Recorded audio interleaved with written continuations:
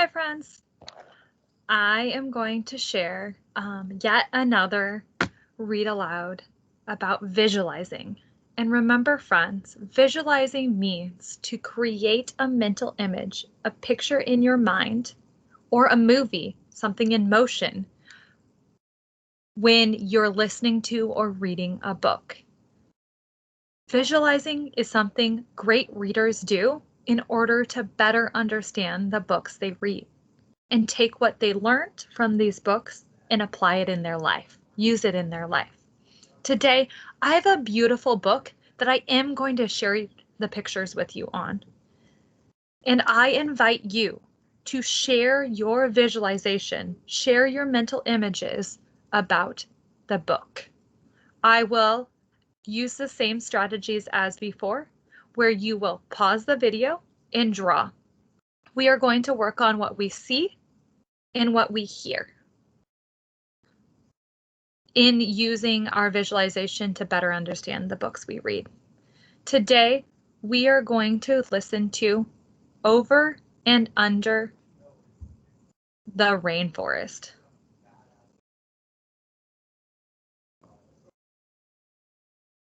Here we go.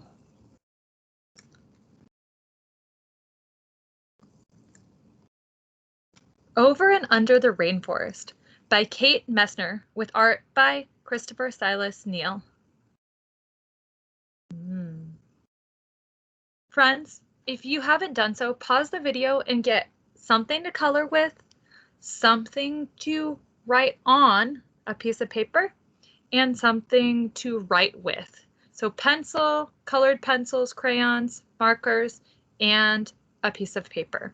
And then if you want to, you can fold it in half so that on top you have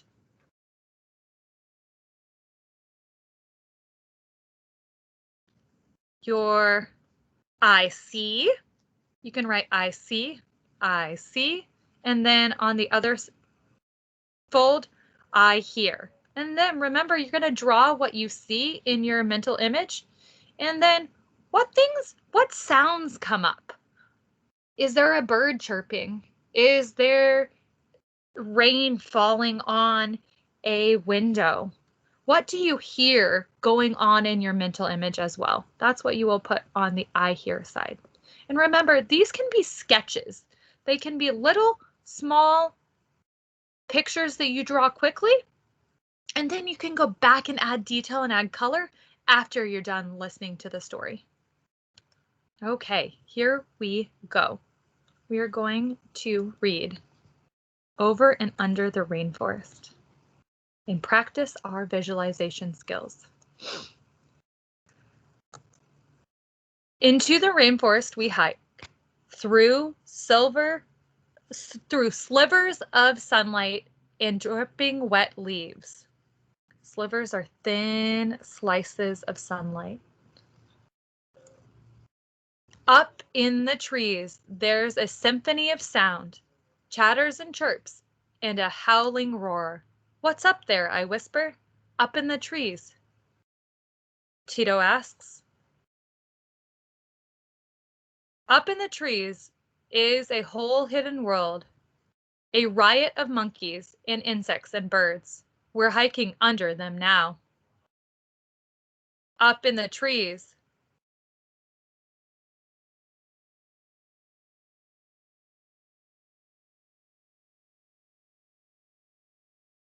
Oropendolas gurgle in low swinging nests. Toucans croak and bicker over breakfast. Down in the forest, I follow Tito along the trail.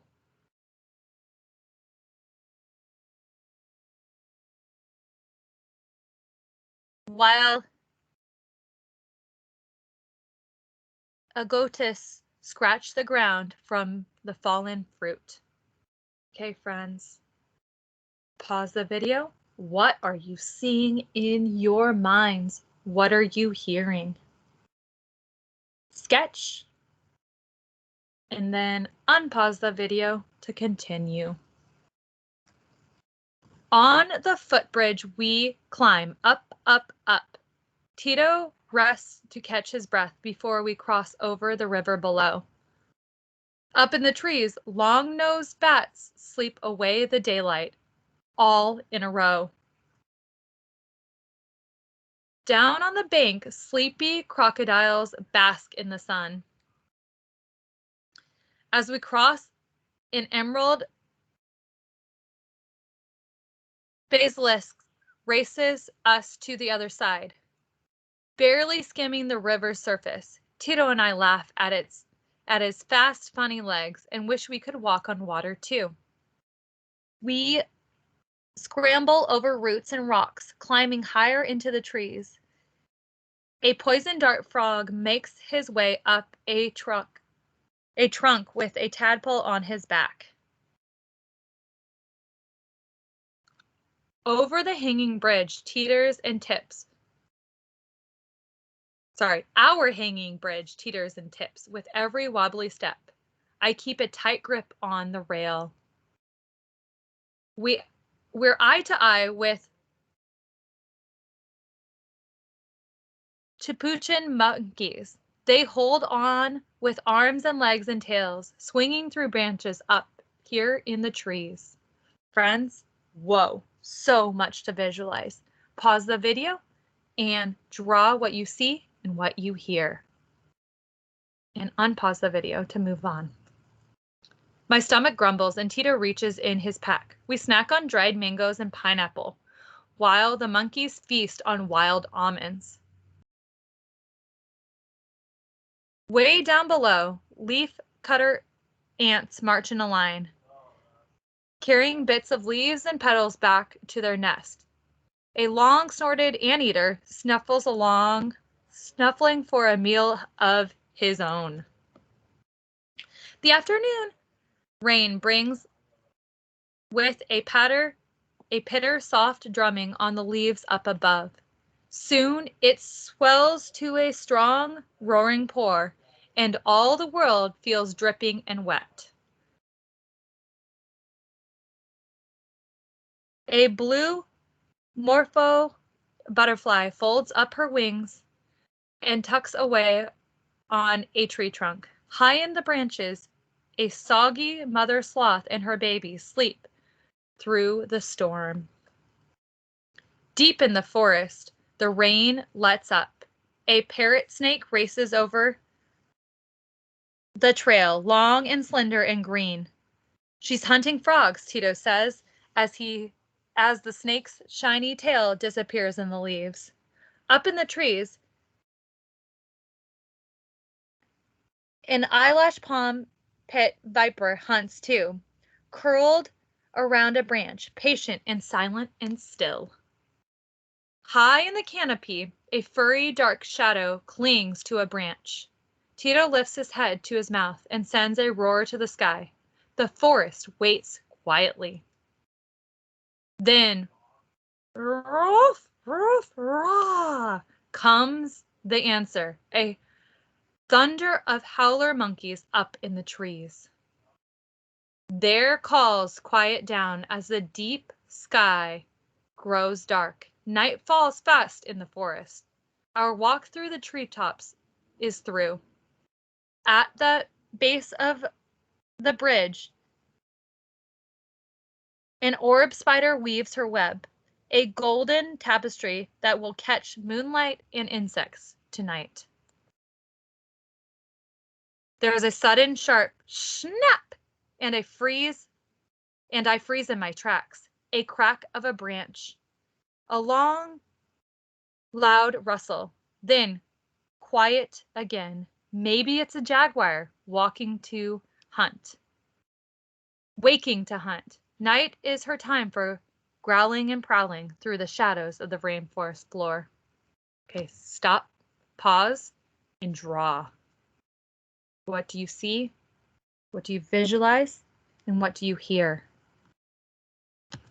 Oops. I run to catch up with Tito as we cross the last bridge to home.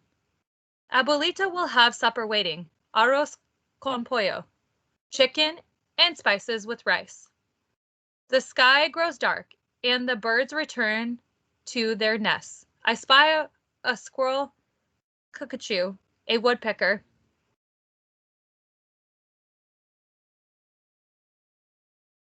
A malt flying home through the trees. Their songs fade away as the choir of insects in rain fills the dusk. A night song of darkness and water and life over us, under us, and all around. The end. Okay, friends, finish up your visualizing of over and under the rainforest. And also add colors and detail. You can also add labels to your drawing to share with us, the readers of your drawings and of your visualization, what those sketches and those drawings are. And remember, a label is to name something, give something its name. So do your best guess sounding out of what sounds you hear in those words. And also, friends, we are working on using complete sentences when we share our work. So you're going to use the sentences, I see, or my mental image was, and fill in the blank with your mental image. And you can also share the sounds you heard in your visualization or the movie you played in your mind.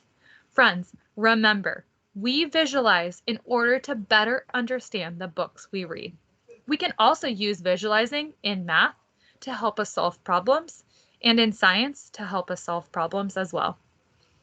Thanks, friends. Bye.